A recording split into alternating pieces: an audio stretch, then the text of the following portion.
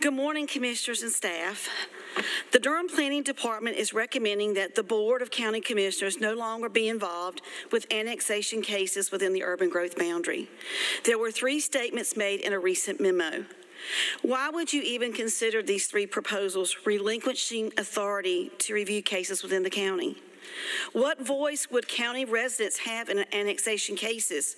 Some people within the circled area in red up there live in the city, but many do not. We cannot elect the mayor or city council. You are the county residents' only elected voice. We depend on you to represent us. The urban growth boundary makes up about 70% of Durham County. Who do county citizens turn to when their property or wells are damaged from blasting in newly annexed city developments, sharing a property line with county residents? What if the new city development has caused flooding on neighboring county residents' property? I want us to look at 2 cases. So if you would click again, one more time. Okay, this is a adjacent piece of property. There was a new city annexation case right beside this property. It has left this widow, who is a widow, with a lot of property damage. Could county commissioners have lobbied for better buffers? If you give up the right to hear the cases, who do we turn to? And we know you can't annex them, but we need your voice. Next one, please. This is a recent case. Savannah Kilman reached out to me because a neighboring annexation case was flooding her home with stormwater runoff. Mr. Maurice Jones responded to recent emails we sent in and is helping Lana coordinate with city stormwater engineers to find a solution. Without our county representation, Ms. Kilman would have little hope. This problem still is not fixed with her property flooding again this weekend. Every piece of property inside the urban growth boundary will not be annexed into the city. Most residents in the county that live within the UGB do not want to be annexed into the city. These county residents deserve to be represented. Their elected officials deserve to be represented by their elected officials when the annexation cases arise in close proximity to their homes. Removing the county commissioners' voices from these annexation cases will remove county residents' representation. We need more representation, not less. The county residents expect for you to be our voice. We need you. And in the 3 bullet points that were represented, it said the pending consolidated annexation cases reported to JCCPC will be discontinued as 1. 2, the planning staff will no longer send it to you all. And 3, only if it's outside the UGB will you hear it. We need you to hear any property that's county. You are our only voice. Thank you. Thank you. Hi, I'm Wanda Allen, and I come today wishing to learn how you can choose not to represent the citizens that vote for you. Who's going to represent us if it's not you? It has been documented and put on record that damage that occurs to the county residents due to city annexation is not a city problem. It's a county problem, per the city mayor. You guys are very familiar with the 35 people on Junction Road that are sharing one well that is polluted. Have you forgotten the number of hours that you spent and the dollars you tried to bring resolution to the problem? Which still, as of today, has not been resolved. But you, as county commissioners, have been identified as the ones that's supposed to handle the problem. The urban growth boundary makes up about 70% of the county. So why are you willing not to be involved in the decision process? Why would you be willing to accept the responsibility without being part of the process? If you guys do not represent us, who's going to? We need you. Thank you. Hi, my name is Heidi Grable. I live in northern Durham County in Rougemont, right in also Bahama. This was brought to my attention, and I don't even know who I'm supposed to be talking to except the county commissioners, just to say This notice by the Planning Department, as I understand it, the Planning Department is asking the commissioners to not be involved in these decisions for the annexations. Why would the Durham Planning Department have the request to reduce input by citizens and our county commissioners, elected officials, that are representing our citizens? Why would this be accepted by our county commissioners? This sounds and feels and looks unconstitutional to me. I know that the county commissioners had their power reduced by some state legislation that passed. I still don't understand why we don't have an equal vote with the city council. I am a real estate agent. When I go to the Orange County Planning Department to make a request for a client who wants to use a different zoning or different type of permit for something, the Orange County Planning Department person said to me, "We do what our taxpayers tell us they want." And I was literally shocked, because I was like, that was so refreshing to think that the planning department would respond to someone that way. I don't ever get that feeling when I talk to the Durham Planning Department. They're always pushing just higher development, higher this, yes, yes, yes. It doesn't feel like it's moving that way. Why would it serve the citizens to remove their representation and voice in annexations and developments, both inside and outside the urban growth boundary? What is next? Why would this serve the Durham County residents, and who is the planning department serving with this request? Thank you. Thank you. And now we have two virtual comments from Paige Polk first. Give us one moment while the clerk. My name is Paige Polk, and I live off of Doc Nichols Road in Southeast Durham. During the May 6th, 2024 Board of County Commissioners work session, the topic of county input on annexations was raised, with a question to explore changing the previously established process. And I'm speaking today to share how essential it is that county residents be allowed to give case-related comments during informational presentations for these annexation requests, and not just during public comment. I am purposefully attending this meeting on Zoom.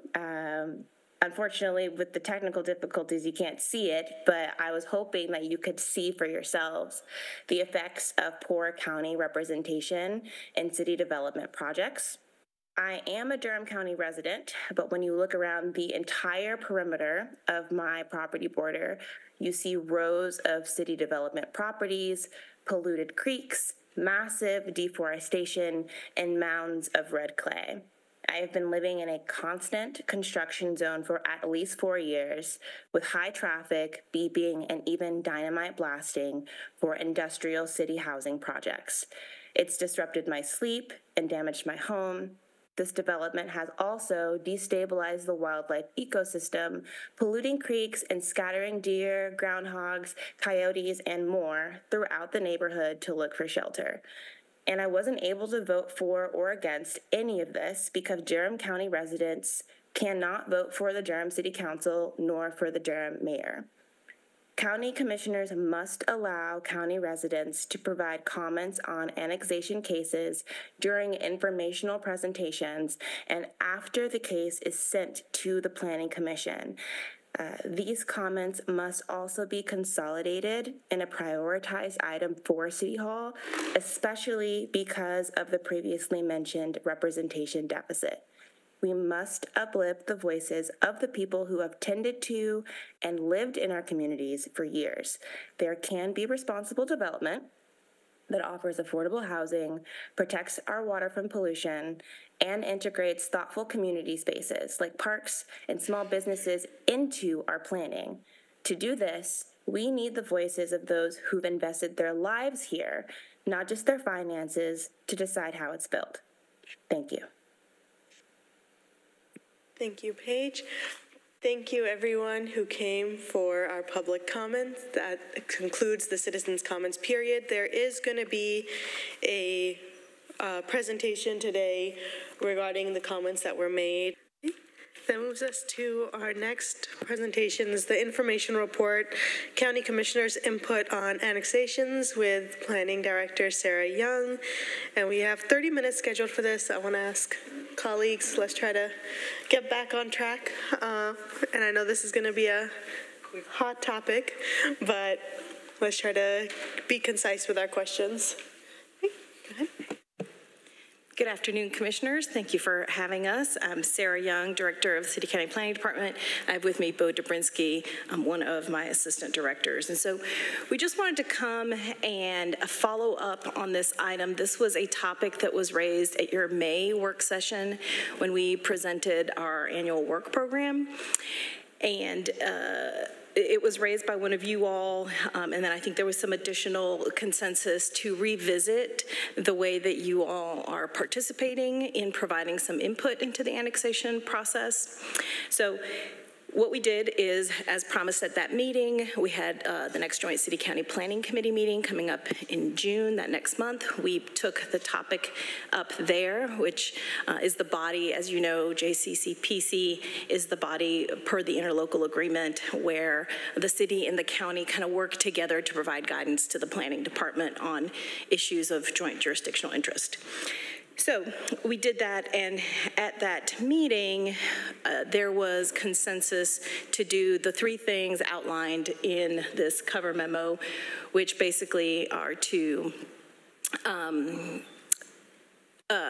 stop bringing reports, kind of these summary case reports of pending cases to the JCCPC, to stop providing, we have been sending for about 2 years now, emails to you all on a periodic basis for cases that are coming up to council to seek any comments from you all that then would be passed to council. So to stop doing that. And instead to focus your efforts and time on cases that are within, outside of the urban growth boundary. So basically the comprehensive plan, and this is, I'm summarizing the conversation at JCCPC for those of you that are not part of that group. Because the comprehensive plan sets out the urban growth boundary as the extent, the furthest extent that the city would annex. And both the city and the county agreed to that by their adoption of the plan. It seemed like focusing on cases that may come forward that are outside of the urban growth boundary, so in areas that we have said should stay rural and should not be annexed, and instead bring those cases to you all as a courtesy, again, because annexations under state law do not go to you all. They go to the municipality doing the annexing, whether it's City of Durham or one of our other cities. There are multiple cities and towns that annex into Durham County, not just the City of Durham. So to provide an informational item on those cases, since those really would be a big change in policy, right? They would be things that deviate from the adopted comprehensive plan, and give you all a chance to talk about them, put the applicant in the hot seat a little bit as to, you know, why do you want to do something that really runs counter to the comprehensive plan, and allow a venue for you all to have that more direct conversation with the applicant. That would not be a public hearing, so we talked about the importance of being clear in terms of jurisdiction, that would just be an informational item. But there were a few kind of logistical things. At the time we had this conversation at JCCPC in June, we had not talked through some of the details, which now we have kind of fleshed out a little bit more. And for instance, we proposed that if you wanted to do this, the appropriate time would be after the case has been to the Planning Commission, so that you have the benefit of the Planning Commission comments, and that then we would provide for council's full consideration kind of a direct link with a timestamp to your meeting so they can kind of hear the full conversation for themselves. So anyway, so that is where things kind of went, and we are here to share that with the full body, see if you have additional comments, concerns, feedback that you want to share. This item is back on the JCCPC agenda tomorrow, so it's kind of good timing, and we can wrap that up and finalize it hopefully tomorrow. So again, we're here to answer any questions about it.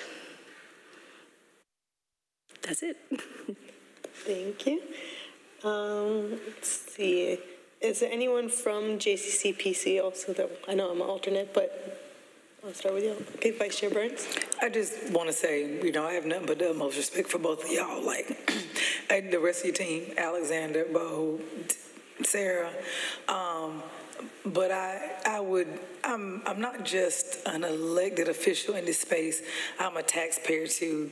And not because of y'all. Clearly not, because you all are great leaders and great public administrators, and you have a job to do, and you make things that are really technical, very consumable for somebody like me who 4 years ago, I was a novice at it and really got thrust into JCCPC and ended up chairing it, and I've learned a lot. And while I recognize that everybody does not have the benefit of getting the packets that we get, and also some of the people that get the packets that we get still do not read them. I personally feel like information is a good thing, and whether folks, and this is not about my colleagues, so before anyone takes offense, whether people on this body, whether people at the school board, whether people at the city council want to take the individuals seriously who walk in here once a month and talk about their houses and homes being flooded and ceilings being cracked. I personally take those seriously. I would have taken them seriously before I sit here. I plan on taking them serious after I sit here. I can't even tell y'all how many notices I've gotten just for construction around my home. Like, I already know. We're sitting here almost like, oh, well, this happened. At some point, we are going to be those people that are like, why is my backyard flooded?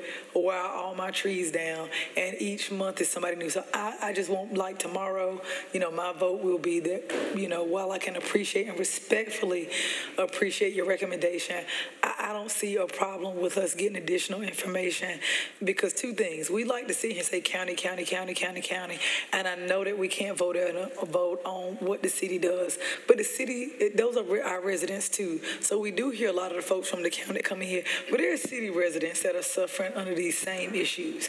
They are, and I do think we've tried to put in buffers. I do think that we've, one of the things the manager did, she was really good at saying, we're going to send out notices, and then when the fire marshal and everybody came, I was like, well, what does the state outline as a decent notification time limit for this blasting? And the law doesn't even speak to it. So even as we endeavor to make sure that people are better off, the state doesn't speak to it. And I would like to think that in this position of privilege where these 5 people sit with 3 new ones next year, I want those 3 people who are going to come in like novices like I did on day one. I don't want them to be at an even further deficit. And that's just, I think that's fair. I would say for Mike, for Stephen, for Michelle, I think Stephen Valentine, who's going to sit, is the only one who's even sat on the planning commission and has a law degree. That doesn't take away from the knowledge base of Michelle Burton or Mike Lee, but I don't see how less information is going to be helpful. And I say this with all due respect. I do not trust some of the decisions I've been seeing made by the city council, especially when I get the reports back from the planning commission after these hour-long meetings where they themselves have voted 10-0 not to do this, and then the city council comes right back and does it anyway with no rhyme or reason, no full discussion. And I do personally feel like there are times when Commissioner Jacobs will sit in JCCPC and make a very impassioned argument. Brenda has sit in there, Commissioner Houghton has made a very impassioned argument. And if nothing else, that little bit that we give them at times put pressure on them. And I would like for that pressure to continue absent me being here. So I'm okay with us continuing to get information. And I thank you for your recommendation, and in no way is this indicative of me thinking that your recommendation is not sound. Thank you. Commissioner Jacobs? Yes, thank you for putting together a proposal.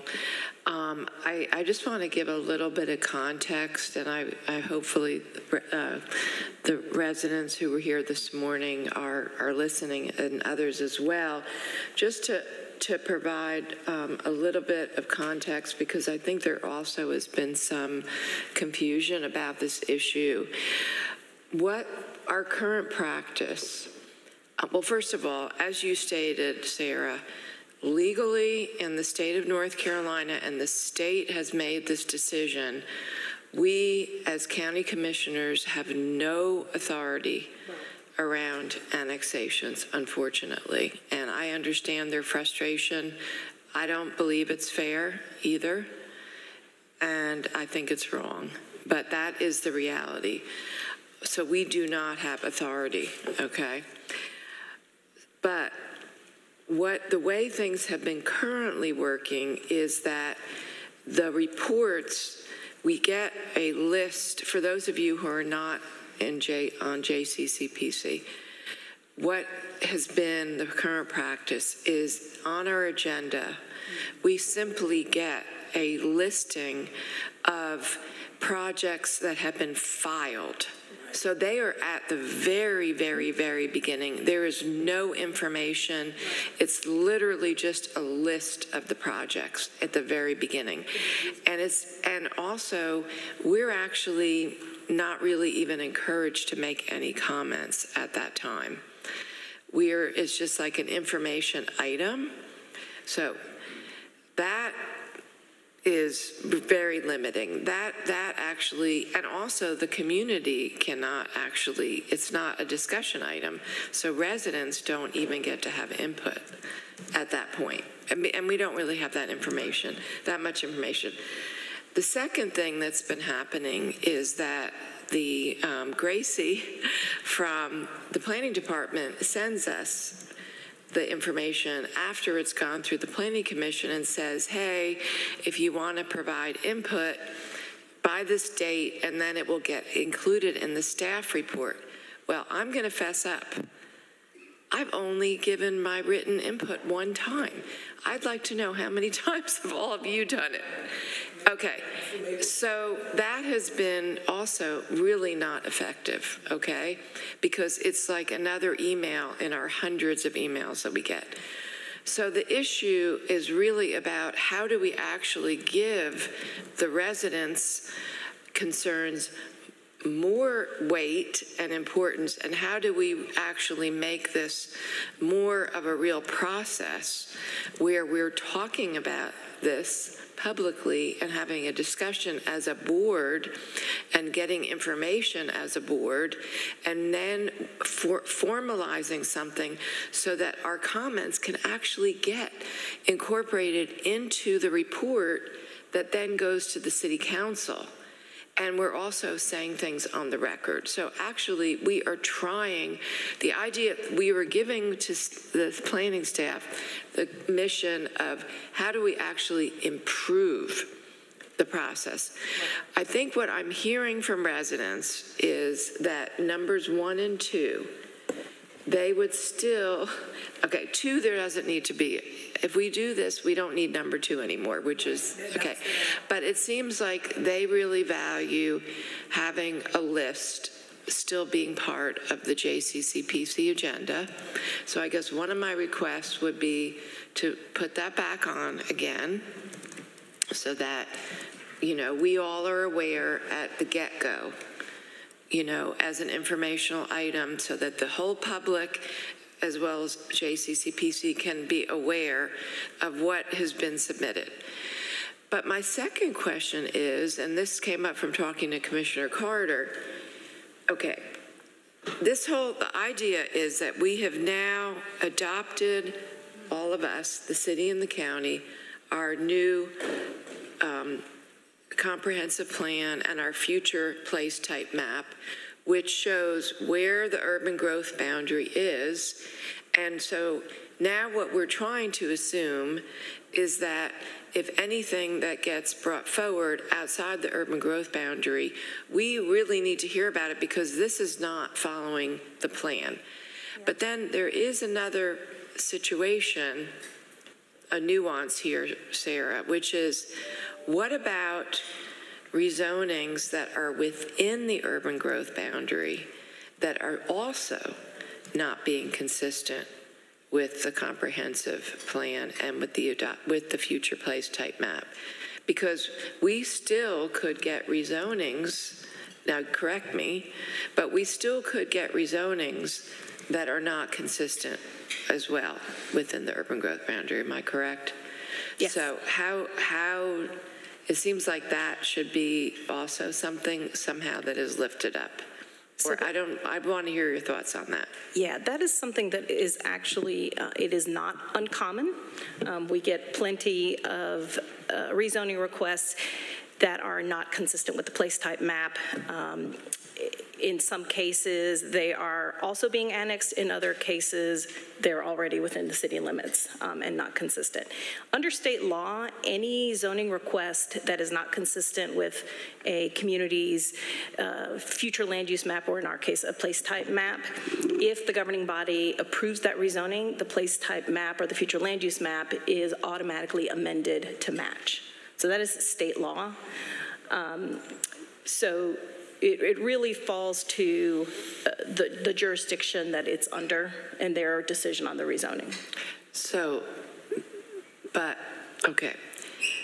With properties that are still in the unincorporated areas, or let's say that have been county land, that are now within the urban growth boundary, okay, with the new urban growth boundary, I guess what I'm saying is, for those county basically county residents or formerly, like people who are,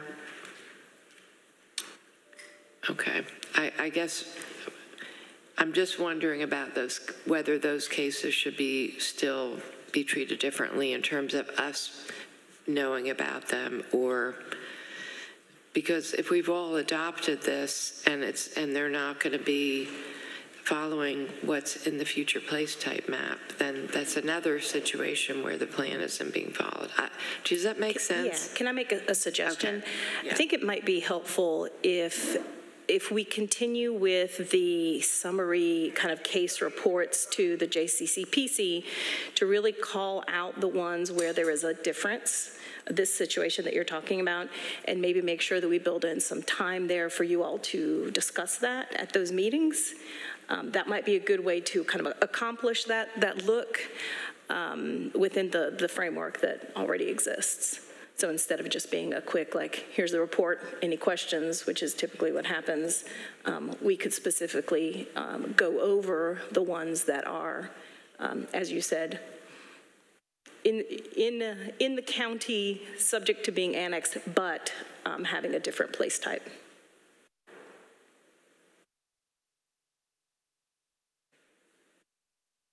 Thank you. Commissioner Howerton, then Commissioner Carter. Thank you, Madam Chair. I concur with both of my commissioners here. I keep reading this over and over again. Number 3, in the area where it says, these presentations will be informational only and will not be public hearings. So is this saying that whatever comments or recommendations that the commissioners have, their comments are not included in the presentation? No, what that is saying is that just to make sure that we stay on the right side of the law, because you are not the body with jurisdiction, the city would be in those cases, we need to make sure that if anything is presented to you all, a case, it does not look and feel like a public hearing, meaning you would not, typically a public hearing, staff makes a presentation, the applicant makes kind of their pitch or presentation about their project, and then you ask if there's anyone from the public that wants to speak and give their 2 cents. So that's the part that could not happen, should not happen. The public could still, during your regular comment period, make any comments, and it could be related to that case or that item because it's on your agenda. But we want to make sure that there is clarity that the county commissioners are not holding a public hearing on an item that's not in their jurisdiction. However, you would still be discussing and providing comments that would then be included in the agenda item that would go to the city that would be part of their public record and their public hearing. Okay, but the citizens would not be able to speak during that time. I'm going to defer to our attorney on that.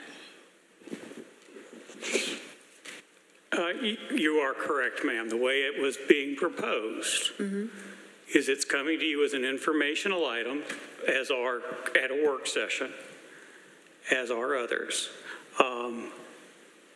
Comments would be during public comment, but there would not be the illusion that that was an actual public hearing being held where this board was making controlling decisions. So the residents in the county have simply all of their rights have been taken away. That they cannot have any input in the decision that's being made. Is that what we're saying? I would say that, as discussed, it would be coming to the board for information after it's been before the Planning Commission. So you'd have the benefit of their input, and of course the residents could speak at that So they can speak at the Planning Commission, they just can't speak at the full board here? Before this board, as designed. They can speak, let's make it, they can speak just at public comment, not as part of an official public hearing. We can hear from the public, right? And I feel like that's a really good way for us to get their input and to represent them by expressing our concerns back, but it's just not an official public hearing. That's, if I lived in the county, I'd say this sucks. And I don't live in the county, and I'd say it sucks. Commissioner Clutter? I really appreciate hearing everybody's perspective on this because I'm not on the Joint City-County Planning Committee. It is complicated, nuanced, and we have received really compelling and concerning emails from citizens who are displeased with these proposed changes. But to me, it really does, taking everything into consideration, I feel like I am, under this new proposal, I would have more opportunity as a commissioner to pay close attention to what the annexation request entailed and connect that very directly to concerns from the resident by virtue of the fact that after these cases have gone to the Planning Commission, they're then going to come to us officially, in a really formal way through a work session where I will be prepared. Whereas now we do receive, the email from staff and I look at it and then like Wendy said, it's like, oh goodness, okay, I've got this. I don't have to reply to this right now. I'm going to do all these other ones I really need to reply to. And it's just never a situation where I feel like I'm fully informed enough to give any feedback to the City Council. I feel like this will be an improvement because this will just formalize this process in such a way that this is before me as a commissioner. I'm responsible for knowing what this is all about now and learning about it and reading about it and being prepared to ask questions to staff when they come to our work session. So to me, this really increases the representation, honestly, of the county residents in the unincorporated areas who feel like they don't have representation. I hate that it feels like there's less for them. I've heard their comments, I've read all their emails, and have really considered them carefully and think this seems better. I would say the part about planning staff will ensure that the City Council is aware of the board's discussion on the case by providing one of the following. I definitely think the timestamp so that City Council can go and listen. But I also think it would be better to have some sort of summary consolidating the feedback from the commissioners. I wonder what others think about that. Just to be an additional point of support for the City Council to make sure they're just cluing in, I guess, to what it is that the county commissioners are thinking after having had the presentation at the work session. Yeah, we're happy to provide, similarly with what we do with the Planning Commission. Planning commissioners provide us written comments, and we include those verbatim as an attachment to the City Council. That's a good idea. So if you all, I don't want to be, I want to make sure that whatever comments are really your comments, and I don't want to be in a position where staff is paraphrasing and maybe we get it wrong or whatever. Oh, so, right. Our preference would be that you all provide us comments, and we are more than happy to put them in there. Like I said, we do that for Planning Commission already. I think that's a really good suggestion. What do you all think about that? Actually, I thought we were doing that, so I'm glad that you clarified it. Okay. Thank you. I hear you don't want to try to translate what we say. I wouldn't want to either, God.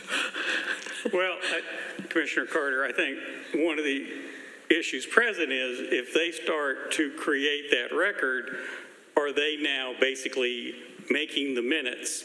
If there's a discrepancy with what the clerk writes and y'all approve, there could be a problem. Yep. I'll also note, ma'am, you had talked about a formalized input. In my capacity supporting planning, I've been at these JCCPC meetings where this was discussed, and the consensus that I picked up from our board members who are part of that was that trying to move into a process where this board could hear and collectively communicate and make a decision and provide input was one of the goals. And it not just be about an individual commissioner or two or even all three, but that the board saying, okay, we've got some thoughts on this to communicate to the City Council before they make that decision. Well, I mean, I suppose that if it would somehow be more desirable to have, well, what is the body politic's point of view on this case? That, we couldn't vote, but, right, we couldn't vote, I guess you're right. Okay, never mind. It's not about making a up, down, or anything on each and every one of these, right. But to the extent it's outside the urban growth boundary or it represents a zoning change that's inconsistent, if the body had concerns to share, they would have that mechanism. If that makes sense. Yeah, how would we have the mechanism through this process? Yes, ma'am. Mm-hmm. Got it. Yeah, I think that's good enough. Yeah. Meaning good enough at getting what you and I were just talking, what we were just talking. Yes. So, and overall, I think it's good enough. I think it's a good, So overall, I endorse this proposal. I guess is what I'm saying. So in summary, then, we're removing number 2. The planning staff will no longer send the comments, but commissioners will be sending comments, but planning staff won't be emailing us asking? Okay. We are going to keep number 1, except that when the summary comes to, I'm going kind of in order, when the summary comes to JCCPC, we will specifically highlight annexation cases that might be within the urban growth boundary, but have a different place type, right, are inconsistent with the place type. And we will seek specific, dialogue about that at JCCPC. So we will get that there. Our clerk, who is familiar with JCCPC, can kind of summarize that as part of the minutes, and that could be a way to include that information moving forward. We'll have to think about that, but so we could capture that. We would stop doing number 2, which is emailing for individual comments, since that seems not effective. And with number 3, which is having applicants present informational items on cases that are outside the urban growth boundary to you all at a work session. I think there, and we can do it a number of ways. We can and I don't want to be putting words in anyone's, but we could work with the clerk, for instance, and make sure that whatever, is summarized is what is put into the council minutes to make sure that the integrity of the record is there. You all could, as part of, this is something brand new you're going to be doing, right? So as part of your deliberations, perhaps at the end of the conversation, there's like a quick summary. Hey, so these are our concerns, right? And that could be something fairly easy that we could work with the clerk to jot down and make sure that we're consistent in how, that is passed along to council. So I think there's a little bit of, and actually we have our first case that was submitted that is outside the urban growth boundary. So we're going to be testing this out, within who knows how many months. But I would suggest that we likely try and work with the clerk for the purposes of making sure the integrity of the record is consistent. Does that help? Yeah. And I think maybe even providing, to make it easier also for our clerk staff, like if we just have like a document or a piece of paper that all of us just write our comments and we could just pass it on to the clerk in written format as well. That is how the Planning Commission used to do it in our pre-digital age, is we would set pieces of paper and with the case number and the comments, and they would just fill them in and hand them in at the end of the meeting, and that would be compiled. So I think that would be good. Okay. Commissioner Jacobs? How do we make sure that we implement this before this new case moves forward? Oh, there'll be plenty of time. It's not moving fast at all. Okay. We have many, many months. Don't worry. Okay, thank you. And Chair Lum, that's what I was going to suggest as a former fifth grade teacher, like just a sheet of paper that we can just, because we won't do it afterwards, and that we can jot down our comments right then and there and hand them in like we do when we vote for boards and commissions. I don't want Monica and her team having to chase us down more than she already has to. Okay, wonderful. Any more questions? Okay, and I think we have a plan. Thank you, Sarah. Thank you all so much. Okay.